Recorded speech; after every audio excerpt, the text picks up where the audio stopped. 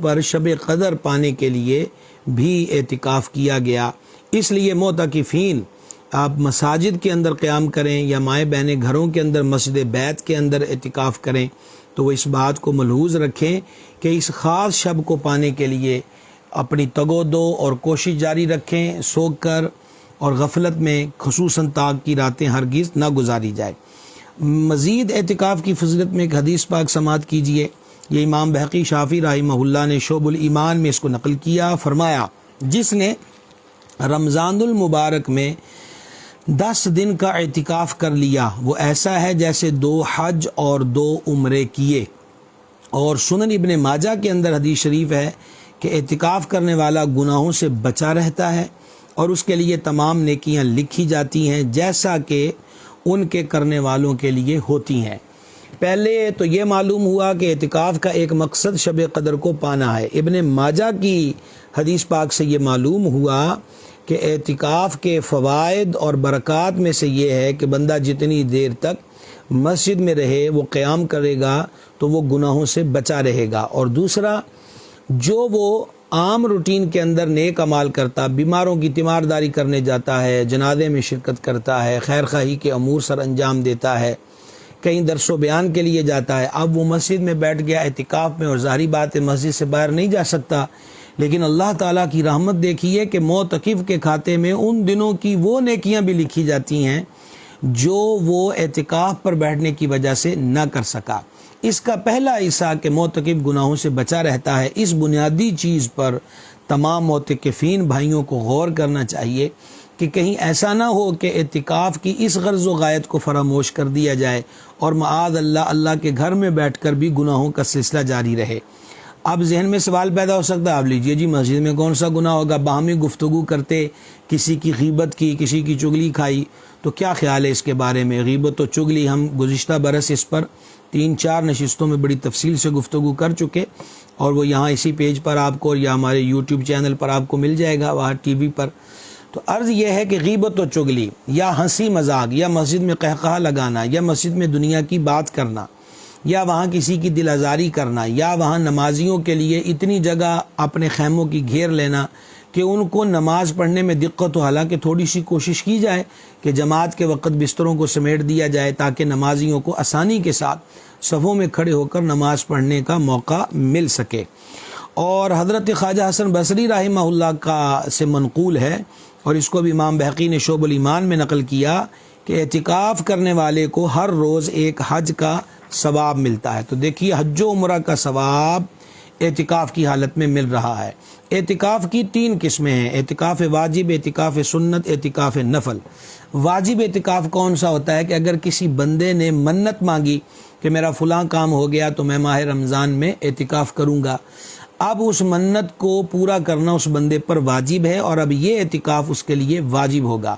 منت کے معاملے میں یہ بات بھی ذہن میں رکھیں، بہت سارے لوگ ذہن میں سوچ لیتے ہیں اور پھر وہ سمجھتے ہیں کہ شاید میں نے منت مانگ لی۔ منت کے لیے فقہا کہتے ہیں کہ یہ بات شرط ہے کہ اس نے منت کے الفاظ اپنی زبان سے ادا کیے ہوں اور اتنی آواز میں اس نے کہے ہوں کہ کم از کم اس کو خود سن لے۔ تو زبان سے اگر لفظ ادا کیے تو وہ منت ہوگی۔ اب منت کو پورا کرنے میں بھی ایک اور چیز پہ غور کرنا ہوگا، آیا جائز منت مانگی ہے کہ ناجائز مانگی ہے؟ ناجائز منت ہے تو اس منت کا مانگنا ہی گناہ اور اس کو پورا کرنا بھی گناہ ہے، اور جائز منت ہے تو پھر اس کو پورا کرنا اس بندے پر واجب ہے۔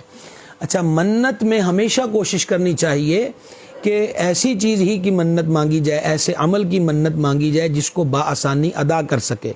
بسا اوقات ہزاروں نوافل کی لوگ منتیں مانگ لیتے ہیں، یا وہ بہت ساری خیرات کرنے کی، 10-20 دیگوں کو اتارنے کی منت مانگ لیتے ہیں اور بعد کے اندر جیب خالی دیکھتے ہیں، یا ہزاروں رکعتیں پڑھنے سے اب ان کو ان کا وجود یا ان کی مصروفیات یا پھر وہ سستیاں اجازت نہیں دیتی، تو پھر وہ تخفیف و رعایت کی راہیں تلاش کرتے ہیں۔ یہ طریقہ کار درست نہیں ہے، منت اتنی ہی مانگی جائے جس کو بندہ نبھا سکے۔ اعتکاف سنت یہ آخری عشرے کا اعتکاف ہے جو ہمارے آقا و مولا علیہ السلام کی سنت ہے، اور اس کے لیے معتکف کو چاہیے کہ 20 رمضان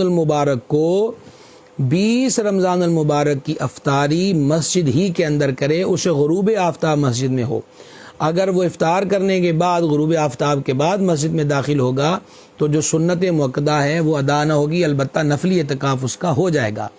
اور اعتکاف نفل یعنی نفلی اعتکاف کیا ہے؟ وہ یہ ہے کہ جب بھی مسجد میں جائیں تو سنت اعتکاف کی نیت کر لی جائے۔ اس کے لیے عربی میں پڑھتے ہیں نویت سنت الاعتکاف۔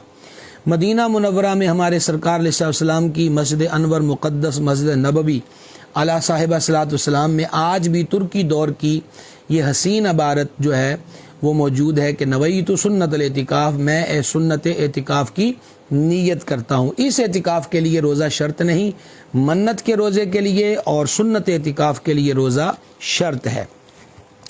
اچھا، اب کل بھی میں نے گزارش کی تھی کہ اعتکاف پر بیٹھنے والا پہلے اپنے آپ کو اچھے طریقے پہ غور کر لے، کہیں ایسا نہ ہو کہ اعتکاف کی حالت میں وہ اپنی سستیوں، غفلتوں، نالائکیوں کو نہ چھوڑے اور مسجد کی بے ادبی یا دیگر ایسے امور میں مبتلا رہے کہ جس سے گناہ کی گٹھڑی اٹھا کر وہ مسجد سے باہر آئے۔ سب سے بنیادی چیز یہ ہے کہ معتکف کو سوچنا چاہیے کہ وہ اللہ کے گھر میں آ چکا ہے، اور بادشاہ کے گھر میں جب حاضری ہو جائے تو پھر وہاں کے اصول و آداب کو ہمیشہ ملحوظ خاطر رکھا جائے۔ یہ سب سے بنیادی چیز ہے۔ شعب الایمان کی ایک روایت سنیے، اس کو خواجہ حسن بصری رضی اللہ تعالیٰ عنہ نے روایت کیا۔ نبی مکرم صلی اللہ تعالیٰ علیہ وآلہ وسلم نے ارشاد فرمایا، لوگوں پر ایک ایسا زمانہ آئے گا کہ مسجدوں میں دنیا کی باتیں ہوں گی، تم ان کے ساتھ مت بیٹھو کہ اللہ کو ایسے لوگوں کی کوئی حاجت یعنی ضرورت نہیں ہے۔ حضرت مفتی احمد یار خان نعیمی رحمۃ اللہ علیہ اس حدیث پاک کے تحت فرماتے ہیں کہ یہ جو لفظ ہے کہ اللہ کو ان کی حاجت نہیں ہے، تو اس کا مطلب یہ ہے کہ اللہ ان پر کرم نہ کرے گا، ورنہ رب کو کسی بندے کی ضرورت نہیں، وہ ضرورتوں سے پاک ہے۔ اب مسجدوں کے احترام کا عالم کیا ہے، اس پر ایک حدیث سنیے جو صحیح مسلم کے اندر ہے۔ حضرت ابو ہریرہ رضی اللہ تعالیٰ عنہ سے مروی ہے کہ نبی کریم علیہ الصلوۃ والسلام فرماتے ہیں، جو کسی کو مسجد میں گم شدہ چیز ڈھونڈتے سنے یا دیکھے، یعنی کوئی بندہ مسجد میں کہہ رہا ہے، جسے عموماً لوگ کہتے ہیں میری جناب گھڑی گم ہو گئی، فلاں چیز گم ہو گئی، فلاں چیز گم ہو گئی، اور بعض دیہاتوں میں یہ معاملہ اب بھی چلتا ہے کہ مسجدوں میں گم شدہ چیزوں کے اعلانات کیے جاتے ہیں، بلکہ بعض دیہاتوں میں تو یہاں تک معاملات ہیں کہ سبزی والا آ گیا تو اس کا اعلان مسجد میں، برتن والا آ گیا تو اس کا اعلان مسجد میں، کوئی پھیری والا آ گیا تو اس کا اعلان مسجد میں۔ اور ہوتا کیا ہے کہ مسجد والے بولتے ہیں کہ یہ مسجد کو 10-20 روپے دے دے گا، 40-50 اعلان کے دے دے گا۔ بھائی صاحب، مسجدیں ان کاموں کے لیے نہیں ہوتی۔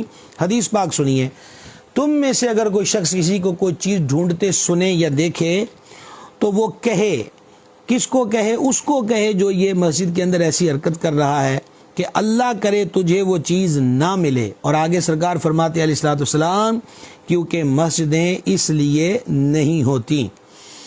گرامی قدر حضرات، سیدی اعلیٰ حضرت رحمۃ اللہ علیہ نے فتاوی رضویہ میں یہ بات نقل کی کہ جو مسجد میں دنیا کی بات کرے، اللہ عز و جل اس کے 40 برس کے نیک اعمال برباد کر دے۔ اور اسی طریقے کے ساتھ ایک اور حدیث ہے جس کو سیدنا انس بن مالک رضی اللہ تعالیٰ عنہ نے روایت کیا کہ سید العالمین صلی اللہ تعالیٰ علیہ وآلہ وسلم نے ارشاد فرمایا، الضاحک فی المسجد ظلمۃ فی القبر، کہ مسجد میں ہنسنا قبر میں اندھیرا لاتا ہے۔ لہٰذا دنیا کی بات، فضول بات، غیبت و چگلی، اور اسی طرح مسجد میں ٹھٹھا، ہنسی، مذاق، ان تمام چیزوں سے مسجد کو پاک رکھا جائے۔ یہ نمازیوں کے لیے بھی ہے، اور جو مسجد میں 10 دن رہیں گے یہ اس کے لیے بھی ہے۔ مسجد میں رہتے ہوئے ظاہری بات ہے معتکف وہاں پر کھانا کھائے گا تو اسے چاہیے کہ دسترخوان کا استعمال کرے، مسجد کی صفوں چٹائیوں پر کھانے کی چیزیں نہ رکھے، تیل، گھی، چکنائی والی چیزیں، سالن گر گیا، مسجد میں سمیل پیدا ہوتی ہے، پھر چونٹیاں آتی ہیں، اس سے بھی نمازیوں کو اذیت ہوتی ہے، اور ویسے بھی مسجد کے اندر ایسی کوئی چیز گرانی نہیں چاہیے۔ اور پھر خود خوشبودار رہے معتکف اور مسجد کو خوشبودار رکھے۔ ام المومنین صدیقہ کائنات رضی اللہ تعالی عنہ اس بات کو روایت کرتی ہیں کہ آقا علیہ الصلوۃ والتسلیم نے حکم دیا کہ اپنے محلوں میں مسجدیں بناؤ اور مسجدوں کو خوشبودار رکھو۔ سنن نسائی کے اندر حدیث ہے کہ ایک دن نبی کریم علیہ الصلوۃ والسلام نے مسجد اقدس کے اندر قبلے کی طرف بلغم کو پڑے ہوئے دیکھا تو سرکار اس بات پہ ناراض ہوئے۔ تو یہ دیکھ کر ایک انصاری صحابیہ رضی اللہ تعالی عنہ نے اٹھ کر اسے کھرچ کر صاف کر کے وہاں خوشبو لگا دی۔ تو نبی پاک صلی اللہ تعالیٰ علیہ وسلم نے خوش ہو کر فرمایا کہ یہ کتنا عمدہ کام ہے۔ مسند ابی یعلا میں ہے کہ حضرت سیدنا فاروق اعظم رضی اللہ تعالی عنہ ہر جمعۃ المبارک کو مسجد النبوی شریف علی صاحبہ الصلاۃ والسلام میں خوشبو کی دھونی دیا کرتے تھے۔ البتہ معتکفین یا ویسے بھی مساجد کے اندر یہ عمل جو ہے وہ مغرب و عشاء کی نمازوں میں کریں، تراویح میں کریں، تراویح کے بعد کریں۔ جو ٹائمنگ روزے کی ہے اس میں دھونی سے اجتناب کیا جائے۔ اور نمبر 2، خوشبو کی دھونی مناسب مقدار میں ہونی چاہیے کہ بعض لوگوں کو زیادہ دھواں اگر آ گیا تو اس سے بھی اذیت ہوتی ہے۔ الغرض مسجد کے اندر ہمارے دین اسلام نے یہ قاعدہ اصول مرتب کیا کہ کسی بھی نمازی کے لیے کوئی چیز بھی اذیت کا باعث نہیں ہونی چاہیے کہ جس سے اس کو تکلیف ہو۔ اب اسی میں سے ایک چیز یہ ہے کہ ہمیں حکم دیا گیا بدبودار چیز کھائی ہے، جیسے لہسن ہے، پیاز ہے کچا، یا بندے کے لباس سے بدبو آ رہی ہے یا بندے کے وجود سے بدبو آ رہی ہے، تو ایسے لوگوں کو مسجد میں آنے سے منع کیا گیا۔ سیدی اعلیٰ حضرت رحمۃ اللہ علیہ فتاوی رضویہ کی 7ویں جلد میں لکھتے ہیں، منہ میں بدبو ہونے کی حالت میں گھر میں پڑھی جانے والی نماز بھی مکروہ ہے، اور ایسی حالت میں مسجد میں جانا حرام ہے جب تک منہ صاف نہ کر لے، اور دوسرے نمازی کو ایذا یعنی تکلیف پہنچانی حرام ہے، اور دوسرا نمازی نہ بھی ہو تو بھی بدبو سے فرشتوں کو تکلیف پہنچتی ہے۔ اور پھر یہ اعلیٰ حضرت رحمۃ اللہ علیہ نے صحیح مسلم کی حدیث کوٹ کی کہ حدیث میں ہے جس چیز سے انسان تکلیف محسوس کرتے ہیں فرشتے بھی اس سے تکلیف محسوس کرتے ہیں۔ اور اعلیٰ حضرت رحمۃ اللہ علیہ اسی طرح فتاوی رضویہ ہی کے اندر ایک اور سوال کے جواب میں نقل کرتے ہیں کہ جس کے بدن میں بدبو ہو کہ اس سے نمازیوں کو تکلیف ہو، مثلا معاذ اللہ گندا دہن یعنی جس کے منہ سے بدبو آنے کی بیماری ہو، گندا بغل کہ جس کی بغلوں سے مہلک قسم کی بدبو آتی ہو، یا جس نے خارش وغیرہ کے باعث گندھک ملی ہو، یا کوئی سا بدبودار مرہم یا لوشن لگایا ہو، اسے بھی مسجد میں نہ آنے دیا جائے۔ کچی مولی، کچا پیاز، کچا لہسن اور ہر وہ چیز جس کی بو ناپسند ہے اس سے اس بندے کو اس وقت تک مسجد میں جانا جائز نہیں جب تک اپنے ہاتھ اور منہ وغیرہ میں جو بو ہے اس کو دور نہ کر لے کہ اس سے فرشتوں کو تکلیف ہوتی ہے۔ سنن ابی داؤد کے اندر یہ حدیث ہے کہ اللہ کے حبیب اقدس علیہ الصلوۃ والسلام نے فرمایا جس نے پیاز، لہسن یا گندنا، یہ بھی ایک ترکاری ہے جو کہ لہسن سے ملتی جلتی ہے، جس نے پیاز، لہسن یا گندنا کھایا ہو وہ ہماری مسجد کے قریب ہرگز نہ آئے، اور فرمایا اگر کھانا ہی چاہتے ہو تو پکا کر اس کی بو کو دور کر لو۔ یہ مضمون صحیح مسلم کے اندر بھی ہے اور یہ حدیث شریف سنن ابی داؤد کے اندر بھی ہے۔ صدر الشریعہ بدر الطریقہ رحمۃ اللہ علیہ نے بھی بہار شریعت میں آداب مسجد کے ضمن میں انہی باتوں کو بیان کیا ہے۔ اب یہاں معاملہ یہ ہے کہ لوگ یہ سوال پوچھتے ہیں کہ ہم نے اعتکاف پر بیٹھنا ہے، سگریٹ پی سکتے ہیں، حقہ پی سکتے ہیں، اور ہمارے معاشرے میں اب یہ چل رہا ہے کہ لوگ جو ہیں وہ رعایتی پیکج جاری کر رہے ہیں کہ بس آپ مسجد میں آئیے، پان بھی کھائیے، گٹکا بھی کھائیے، نسوار بھی کھائیے، حقہ بھی پیجیے، سگریٹ بھی پیجیے، ہاں جی، اور جو چاہے سو کیجیے۔ اللہ کے گھر میں آنا ہے۔ ایک دنیا کے پہلے تو بنیادی مقصد کے اعتکاف پر آ کیوں رہا ہے؟ وہ دنیا کے معمولات، جھمیڑوں، مشاغل، مصروفیات سے اپنے آپ کو نکال کر اللہ کے گھر میں آ رہا ہے۔ حضرت عطا خراسانی رحمۃ اللہ علیہ فرماتے ہیں اعتکاف کا معنی یہ جم کر بیٹھے رہنا، کہ جیسے ایک بندہ کسی جگہ پر جم کر بیٹھ جائے اپنے مطالبے کی منظوری کے لیے، اور معتکف کا مطالبہ یہ ہے کہ مولا میری بخشش کر دے۔ اب یہاں پر معاملہ یہ ہے اعتکاف پر بیٹھے نہیں ہیں اور اپنے لیے سہولتوں کا ایک طویل رجسٹر لوگ کھول کر بیٹھ جاتے ہیں، میں نے یہ بھی کرنا ہے، یہ بھی کرنا ہے، میں نے موبائل بھی استعمال کرنا ہے، میں نے یہ بھی کرنا ہے، میں وہ بھی کروں گا، میں یہ بھی کروں گا۔ تو بھائی مسجد میں آپ کو اعتکاف کے تکلف کی حاجت کیا ہے؟ اگر آپ دربار شاہی کے آداب کو پورے طور پہ نبھا نہیں سکتے تو پھر یہاں اعتکاف کی ضرورت کیا ہے؟ الٹا اپنے دامن میں گناہوں کو سمیٹیں گے۔ آپ اندازہ کیجئے سیدی اعلیٰ حضرت رحمۃ اللہ تعالی علیہ سے ایک سوال ہوا کہ مسجدوں کے پاس جو واش روم ہوتے ہیں وہ کتنے فاصلے پر بنانے چاہیے. تو سیدی اعلیٰ حضرت رحمۃ اللہ علیہ نے جواباً لکھا مسجد کو بو سے بچانا واجب ہے، ولہٰذا مسجد میں مٹی کا تیل جلانا حرام، مسجد میں دیا سلائی، یہ جس طرح ماچس کی تیلی ہوتی ہے اس کی پٹاس ہوتی ہے، گندک ہوتی ہے، ضرب دیں تو اس کی بھی ایک سمیل پیدا ہوتی ہے، سلگانا حرام. حتیٰ کہ حدیث میں ارشاد ہوا مسجد میں کچا گوشت لے جانا، اس کی بھی ممانعت احادیث مبارکہ میں بیان ہوئی ہے کہ مسجد میں کچا گوشت لے جانا جائز نہیں ہے. حالانکہ کچے گوشت کی اعلیٰ کہتے ہیں حالانکہ کچے گوشت کی جو بو ہے وہ بہت خفیف یعنی ہلکی ہوتی ہے، تو جہاں سے مسجد میں بو پہنچے وہاں تک استنجا خانے بنانے کی ممانعت کی جائے گی. نئی مساجد بنانے والے حضرات کو خصوصاً ان باتوں کا خیال رکھنا چاہیے. اور دیکھیے مسجد کی عمارت، یہاں پر سب سے زیادہ ضروری کیا ہے کہ مسجد بنا رہے ہیں. مسجد کس لیے بنا رہے ہیں کہ اللہ کا گھر ہے، اس کا بنانا ثواب ہے، لوگ اس میں نماز پڑھیں. تو اس کے بناتے وقت تمام امور کا خیال کرنا چاہیے. مثلا وضو خانے بنانے ہیں تو وضو خانوں میں جہاں پانی گرنا ہے نیچے اس کی اتنی گہرائی ہو کہ چھینٹے اڑ کر وضو کرنے والے کے اوپر نہ پڑیں.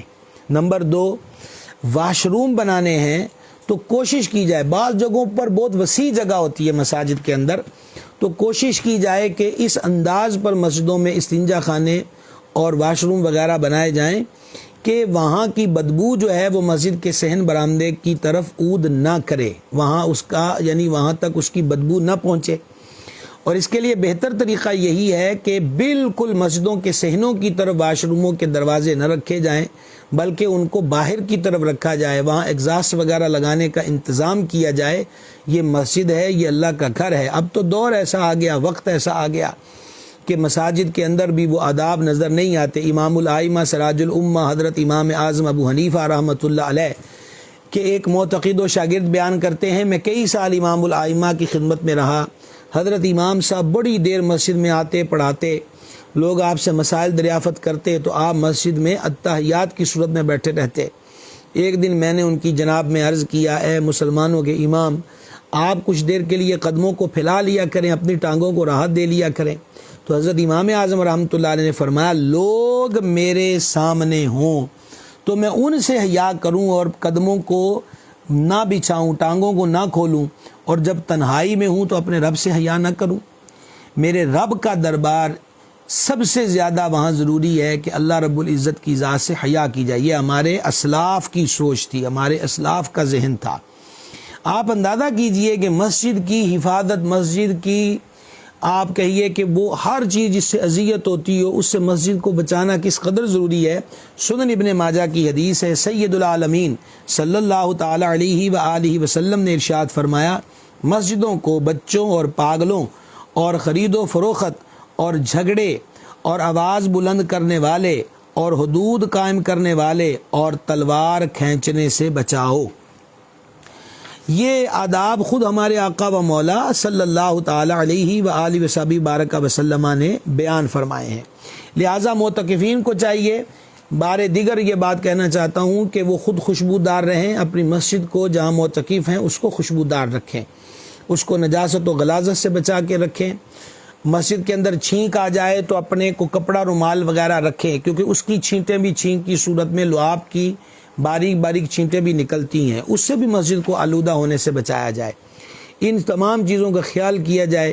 کان میں انگلی پھیری، ناک میں انگلی پھیری اور اس کے بعد اس کو مسجد کی صف اور چٹائی یا قالین سے صاف کیا، یہ بھی مسجد کی سخت بے ادبی ہے. بعض لوگ مسجدوں میں قالین بچھے ہوتے ہیں، صفیں ہوتی ہیں، وہ حفاظت پاپوش کے لیے یہ عمل اختیار کرتے ہیں کہ جوتیاں اپنی مسجد کے قالینوں کے اوپر نکروں کے اندر کونے کھدروں کے اندر رکھ دیتے ہیں. کیا ہم وہی جوتی اپنے جیبی رومال پہ رکھ سکتے ہیں؟ کیا اپنے سر پہ صافہ باندھا یا کندھے پہ چادر رکھی اس قسم کی کوئی چیز ہے، یا اپنا دامن ہی لے لیجئے، کیا وہ جوتی اٹھا کے ہم اپنی جھولی میں رکھ سکتے ہیں؟ کسی صورت بھی ہم اس کو پسند نہیں کریں گے. تو پھر وہ اللہ کا گھر عین مسجد اور اس میں قالین کارپٹ بچھا ہے، عین اس کے اوپر چپلوں کو رکھ دینا. مانتے ہیں کہ چپلوں کی حفاظت بھی ایک عمل ہے کہ بندہ کہاں جائے گا ننگے پیر اور بار بار چپلیں کیسے خریدے گا، لیکن اگر کوشش کی جائے اللہ کی مدد بھی شامل حال ہوتی ہے، اور کوشش والوں کے اجر کو اللہ تبارک و تعالی ضائع نہیں کرتا۔ تو اس ضمن میں یہ سوال بھی ہے کہ اب معتکف ہے، گرمی کا موسم ہے، پسینہ آیا ہے، تو پسینے کی بھی ایک سمیل ہوتی ہے جو ناگوار ہوتی ہے، تو معتکف کو مسجد کے غسل خانوں میں نہانا جائز ہے۔ اکثر مساجد کے اندر غسل خانے مسجد کی باؤنڈری میں ہوتے ہیں، یعنی مسجد کی چار دیواری میں، اور اس کو فنائے مسجد کہتے ہیں۔ لہٰذا معتکف وہاں گرمی میں پسینہ وغیرہ آیا ہے، بدبو تعفن ہے، تو وہ بلا تکلف وہاں پر جا کر غسل کر سکتا ہے۔ اس سے انشاءاللہ عز و جل معتکف کا اعتکاف نہیں ٹوٹے گا۔ اچھا، اب کل بھی اگرچہ ایک دو چیزیں میں نے آپ کی خدمت میں عرض کر دی تھیں کہ اعتکاف والے کو منہ لپیٹنا ضروری نہیں ہے۔ اعتکاف کے لیے یکسوئی حاصل کرنے کے لیے خیمہ لگانا سنت سے بھی ثابت ہے، لگا سکتے ہیں۔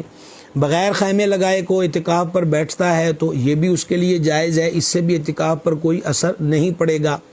جائز بات کر سکتے ہیں، اور بعض لوگ کہتے ہیں کہ ہمارا روزہ ہے، یعنی بولنے کا روزہ ہے، اس کو صوم سکوت کہتے ہیں۔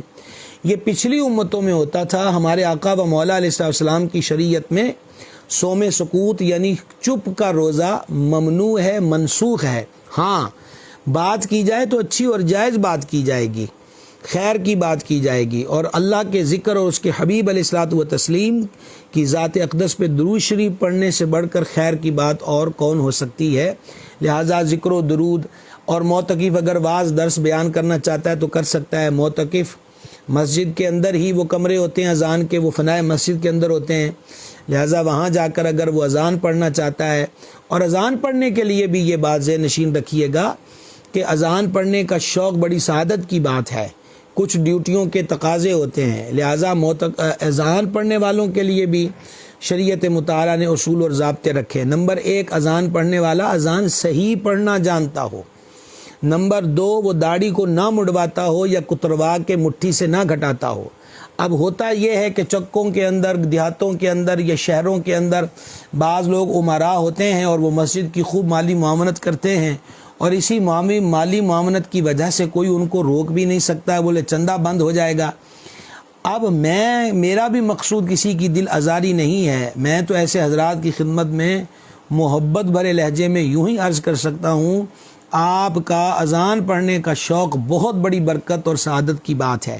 اگر آپ اذان صحیح نہیں پڑھتے تو کسی صحیح العقیدہ سنی عالم سے اذان کے تمام کلمات کی تصحیح کروا لیجئے۔ نمبر 2، اگر آپ نے چہرے پہ داڑھی شریف، جو ہمارے آقا علیہ السلام کی سنت ہے، جس کی بار بار احادیث میں تاکیدیں آئی ہیں، داڑھی رکھو، مونچھیں ہلکی کرو، میرے دشمنوں کی سی صورت مت بناؤ۔ بعض حدیثوں میں ہے کہ داڑھیوں کو معافی دو، مونچھوں کو پست کرو، مجوس کی یعنی کہ جو آگ کے پجاری ہیں ان کی سی شکل و شباہت مت بناؤ۔ تو یہ بار بار یہ لفظ ہی ایک عاشق کو جھنجھوڑنے کے لیے کافی ہیں کہ حضور فرماتے ہیں میرے دشمنوں جیسا چہرہ مت بناؤ۔ تو اب آپ دیکھیے، ہم محبت کے دعوے دار ہیں، تو چہرہ جو ہے، وہ شاعر نے کہا تھا کہ کیوں چہرے سے عشق کا اظہار نہیں ہوتا۔ لہٰذا ہمارے چہروں سے بھی آقا علیہ السلام کا اعمال سے بھی، کردار سے بھی، گفتار سے بھی حضور صلی اللہ تعالی علیہ وآلہ وسلم سے عشق محبت کا اظہار ہونا چاہیے۔ تو ایسے مؤذنین کی خدمت میں عرض ہے کہ آپ کو مبارک ہو کہ آپ کو اذان پڑھنے کا شوق ہے، لیکن اگر آپ اذان غلط پڑھتے ہیں تو پھر آپ بہت بڑی غلطی کے مرتکب ہیں۔ ضد نہ کیجئے، اذان ٹھیک کر لیجئے۔ اور اگر آپ نے چہرے پہ داڑھی شریف نہیں سجائی ہوئی تو اس سنت کو بھی اپنا لیجئے، اذان کی برکتیں بھی پائیے اور اس عظیم سنت کی برکتوں کو بھی حاصل کیجئے۔ اب کچھ عرض ہو جائے کہ اعتکاف کن چیزوں سے ٹوٹے گا۔ یاد رکھیے گا کہ جب مسجد کے اندر آ گئے تو اب معتکف کو مسجد سے باہر نکلنے کی اجازت نہیں ہے۔ اگر وہ بندہ مسجد سے بغیر عذر کے نکلے گا، اب عذر سے مراد کیا ہے؟ اب یہ جو فقہاء نے اپنی کتابوں میں پرانے مسائل لکھے ہیں، تقریباً آج مساجد کے اندر وہ چیزیں نہیں ہیں۔ مثلا مسجدوں میں واش روم نہ ہو اور بازو میں قریب گھر ہو تو وہ وہاں جا کر اپنی طبعی حاجت سے فراغت پا سکتا ہے، لیکن اس کے لیے ضروری قرار دیا گیا کہ وہ جانے سے آنے تک کہیں نہ ٹھہرے، اپنے اس کام طبعی حاجت سے گیا ہے اور فراغت پاتے فوراً مسجد میں آ جائے، جبکہ اب کوئی مسجد ایسی نہیں ہے کہ جہاں واش روموں کی سہولت موجود نہ ہو۔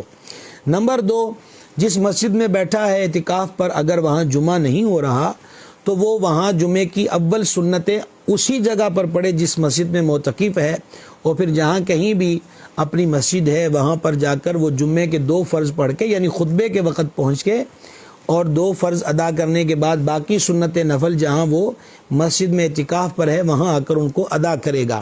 تقریباً اب تمام مسجدوں میں جمعے بھی ہو رہے ہیں، واش روموں کی سہولت بھی ہے، وضو خانوں کی سہولت بھی موجود ہے، تو لہٰذا اب یہ عذر اتنے نہیں ہیں، ہوں تو شریعت کا حکم اپنی جگہ پر قائم ہے۔ تو اگر بندہ مسجد سے باہر نکلے گا تو اس کا اعتکاف ٹوٹ جائے گا۔ دوسری بات یہ ہے، اعتکاف کے لیے روزہ شرط ہے، روزہ نہ رکھا اعتکاف نہ رہا۔ نمبر 2، روزہ ٹوٹ گیا، اور یہ روزہ ٹوٹنا جس بھی عمل میں پایا گیا، یعنی جب یہ فائنل بات ہو گئی کہ روزہ معتکف کا ٹوٹ گیا تو یہ بات 100% کنفرم ہے کہ ساتھ ہی اس بندے کا اعتکاف بھی ٹوٹ جائے گا۔ تو معتکفین جو ہیں بس یہ بنیادی چیز ہے کہ وہ مسجد سے باہر نہیں جا سکتے۔ اعتکاف اس نے جان بوجھ کر توڑا ہو، روزہ اس نے جان بوجھ کر توڑا ہو، یا ایسا مسئلہ پایا گیا ہو کہ جس سے شرعی حکم نافذ ہو گیا ہے کہ روزہ ٹوٹ گیا، تو بس سمجھیے کہ اس کا اعتکاف بھی ٹوٹ گیا۔ اب اس کی قضا کیسے کرے؟ دیکھیے، وہ قضا جب بھی بندے نے کرنی ہے جو اعتکاف ٹوٹ گیا تو وہ اس کے لیے 1 دن کی قضا ہے۔ اگر مثال کے طور پہ 22واں 23واں 24واں روزہ بھی تھا اور اس بندے کا اعتکاف ٹوٹ گیا کسی بھی سبب سے، تو وہ بقیہ دن موجود ہیں، اس میں وہ قضا والا معاملہ ادا کر سکتا ہے، اور بعد میں کرنا چاہے تو تب بھی کر سکتا ہے، لیکن عید الفطر کو اعتکاف نہیں کرے گا کیونکہ عید کو روزہ نہیں رکھ سکے گا، اور ذوالحجۃ الحرام کی 10 سے لے کر 13 تاریخ 10 11 12 13 ان تاریخوں میں بھی چونکہ روزے نہیں رکھ سکتا، یہ بڑی عید کے قربانی کے ایام تشریق ہیں، تو 13واں دن ایام تشریق کے اندر شامل ہے، تو اس کے اندر بھی روزہ نہیں رکھ سکتا، لہٰذا ان دنوں میں وہ اعتکاف بھی نہیں کر سکے گا۔ قضا کا آسان طریقہ یہ ہے کہ غروب آفتاب کے وقت، وہی جو افطار کا وقت ہے، مسجد میں آ جائے، اور بہتر یہی ہے کہ غروب آفتاب سے 10-15 منٹ پہلے ہی مسجد میں آ کر موجود رہے، اور بنیت قضا کہ جو میرا اعتکاف ٹوٹ گیا تھا میں اس کو ادا کرنا چاہتا ہوں، مسجد میں داخل ہو جائے۔ اب یہ آ گیا مغرب سے پہلے، تو مغرب وہیں پڑھے گا، عشاء وہیں پڑھے گا، رات وہیں پر گزارے گا، اور پھر اس کے بعد کیا ہوگا کہ وہ روزہ رکھے گا، یعنی سحری کا وقت ختم ہونے سے پہلے سحری کرے گا، اور اب اگلا دن چڑھ آیا اور جب مغرب کی نماز پڑھ لی تو اس کی قضا سر سے اتر گئی، یعنی کہ اعتکاف توڑنے کا جو معاملہ تھا وہ اب اس کے سر سے ٹل گیا۔ ہاں، جان بوجھ کر اعتکاف توڑا ہو تو پھر اس کے ساتھ اللہ کی بارگاہ میں اسے توبہ بھی کرنی چاہیے کہ اس نے اعتکاف کو کیوں توڑا۔ گرامی قدر حضرات، یہ چند چیزیں آپ کی خدمت میں عرض کی گئی ہیں، اس حوالے سے مسجد کے آداب اور اعتکاف سے ریلیٹڈ چند چیزیں۔ معتکفین کو چاہیے کہ وہ کوئی ہدف مقرر کریں کہ میں ان 10 دنوں کے اندر اتنی مرتبہ درود پاک پڑھوں گا۔ ہدف مقرر کریں گے تو اسے پورا کرنے میں ایک جذبہ اور شوق ہوتا ہے، وہ ساتھ ساتھ رہے گا۔ اللہ توفیق دے اور صحیح پڑھنے کی حالت میں ہو تو 10 دنوں کے اندر ایک ختم قرآن کرے، یہ بہت بڑی دولت ہوگی معتکفین کے لیے، وہ مائیں بہنیں کر رہی ہوں یا مرد حضرات کر رہے ہوں، اور یہ پہلے بھی ہم پہلی نشست میں بھی ذکر کر چکے کہ ختم قرآن کے وقت اللہ کے 60,000 فرشتے اس کی بخشش کے لیے دعا کرتے ہیں، اور ختم قرآن کے وقت جو دعا مانگی جائے اللہ کے دربار میں قبول ہوتی ہے۔ تو معتکفین جو ہیں وہ ختم قرآن کا جو سلسلہ ہے اس سعادت عظمیٰ سے بہرہ مند ہونے کی کوشش کریں۔ نمبر 3، اگر وہاں پر مسجد کے اندر کوئی صحیح العقیدہ عالم دین موجود ہے، یا ایسے کوئی اصلاحی و تبلیغی حلقے لگ رہے ہیں کہ جہاں نماز، وضو، غسل، تیمم یہ چیزیں سکھائی جاتی ہوں، تو بلا تکلف ان حلقوں کے اندر بیٹھیں۔ اللہ کے حبیب پاک صاحب الاولاق سیاح افلاق صلی اللہ تعالی علیہ وآلہ وسلم نے ارشاد فرمایا کہ علم دین حاصل کرنا عبادت سے افضل ہے۔ ایک صاحب عرض گزار ہوئے، یا رسول اللہ علیہ الصلوۃ والسلام، کیا قرآن پاک پڑھنے سے بھی دین کا علم حاصل کرنا سیکھنا افضل ہے۔ تو حضور جان نور علیہ الصلوۃ والسلام نے ارشاد فرمایا کیا تم بغیر علم کے قرآن پڑھ لو گے؟ تو لہٰذا یہ 10 دن اگر اپنے امام صاحب سے جو صحیح قرات کرتے ہوں، جو تجوید سے واقف ہوں، جو مسائل سے واقف ہوں اور عقیدے کے بھی ٹھیک ہوں، تو ایسے امام صاحب سے مسائل سیکھیے تاکہ ان 10 دنوں میں عبادت بھی ہو جائے اور دینی مسائل سیکھنے کا شرف بھی حاصل ہو جائے، نماز ٹھیک ہو جائے، دعائے قنوت یاد ہو جائے، جنازے کی دعا یاد ہو جائے۔ تو یہ اعتکاف کے دوران اگر سیکھنے کو کسی مسجد میں دستیاب ہوں تو اس سے ہچکچائیے نہیں، اور یہ نہ سمجھیے کہ اس سے کوئی ثواب میں کمی آ جائے گی۔ حدیث آپ نے سن لی کہ دین کا علم سیکھنا افضل ہے عبادت سے۔ مسجد کے اندر ایک دوسرے کی جو رعایت ہے، ایک دوسرے کا جو خیال ہے، ایک دوسرے کا جو احساس ہے، جو ہمارا دین اسلام ہمیں اخوت کا درس دیتا ہے، اس کو بھی پیش نظر رکھا جائے۔ ایسا نہ ہو کہ کسی بندے سے ہمہ وقت مذاق مسخری کرتے رہیں، کسی سے استہزاء کرتے رہیں، کوئی بندہ غریب ماتڑ ہو تو اس کو طنز کا نشانہ بناتے رہیں، اور یہ کئی مسجدوں میں ایسی فضا بن جاتی ہے۔ یہ اعتکاف کی روح کے خلاف بھی ہے، مسجد کے ادب کے خلاف بھی ہے، اور حقوق العباد کے چیپٹر کے حوالے سے دیکھا جائے تو اپنے کسی مسلمان بھائی کو رسوا کرنا، تکلیف دینا، اذیت دینا، یہ بذات خود ایک بہت بڑا جرم ہے، بہت بڑا گناہ ہے۔ تو ان تمام چیزوں سے، مذاق مسخری اور ان تمام چیزوں سے اپنے آپ کو بچایا جائے۔ موبائل کی اگر واقعی ضرورت ہے تو رکھنے میں حرج نہیں، لیکن میرا مشورہ یہ ہے کہ بغیر کیمرے کے اور بغیر نیٹ کی سہولت کے موبائل رکھا جائے کہ جس میں محض کوئی ضروری کال، گھر میں کوئی چیز منگوانے کی ضرورت ہو اس وقت کی جا سکے۔ یہ نہیں ہے کہ پورا بزنس کا دفتر ہی مسجد کے اندر کھول لیا جائے۔ میں بارے دیگر عرض کرنا چاہتا ہوں کہ اعتکاف کی روح، اعتکاف کی غرض و غایت، اعتکاف کا مقصد سمجھا جائے کہ اعتکاف پر بیٹھنا کیوں ہے، اور اگر ساری دنیا ساتھ اٹھا کر ہی رب کے گھر میں آ جانا ہے تو اس نے اعتکاف کی جو برکات اور روح ہے اس کو کہاں تک پایا ہے۔ تو لہٰذا اپنا بزنس کا دفتر جو ہے وہ اعتکاف کے دوران مسجد میں ہرگز نہ کھولا جائے۔ اور یوں ہی سحریوں اور افطاریاں، یہ بھی نوجوانوں میں اچھی بات ہے، ہمارے نوجوانوں کو اللہ کے گھر میں بیٹھنا چاہیے، لیکن وہ جتنا خلوت کو اختیار کریں گے، اللہ کو یاد کریں گے، اپنے ماضی کو یاد کر کے، اپنے گناہوں کو یاد کر کے، گڑ گڑا کے نکروں میں لگ کے، رو رو کے رب کے دربار میں معافیاں مانگیں۔ حضور پر نور صلی اللہ تعالی علیہ وآلہ وسلم نے فرمایا، حدیث کا مفہوم پیش کر رہا ہوں، کہ جس نوجوان کی آنکھ سے خوف خدا میں آنسو نکلتا ہے، اللہ کو وہ آنسو بڑے پسند ہے۔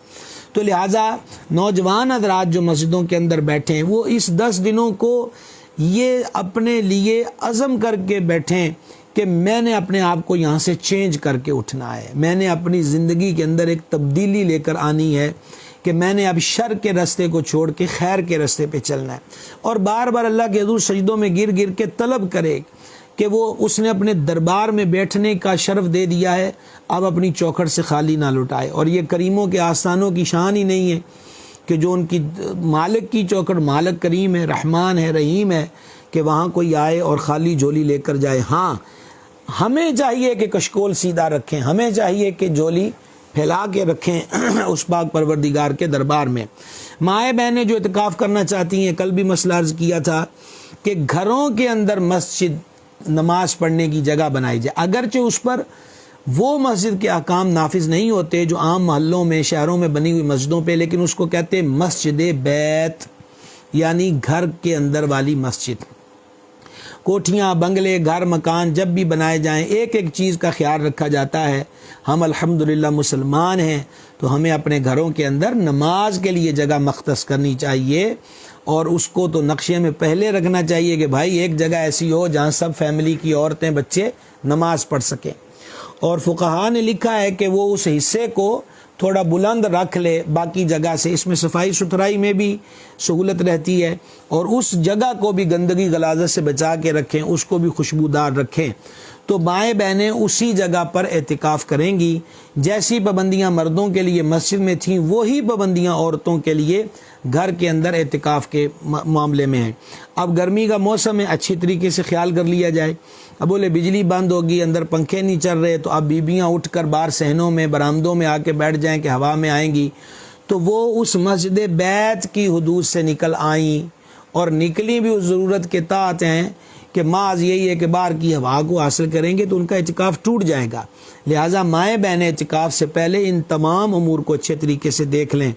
اب یہ ہے کہ وہ مطلب اب اعتکاف میں مسجد بیت میں بیٹھی ہیں تو اب ان کو پیاز لہسن اس قسم کی چیزیں بھی وہاں کاٹنے بنانے سے اجتناب کرنا چاہیے کہ بدبو والا مسکن اسے نہیں بنانا چاہیے۔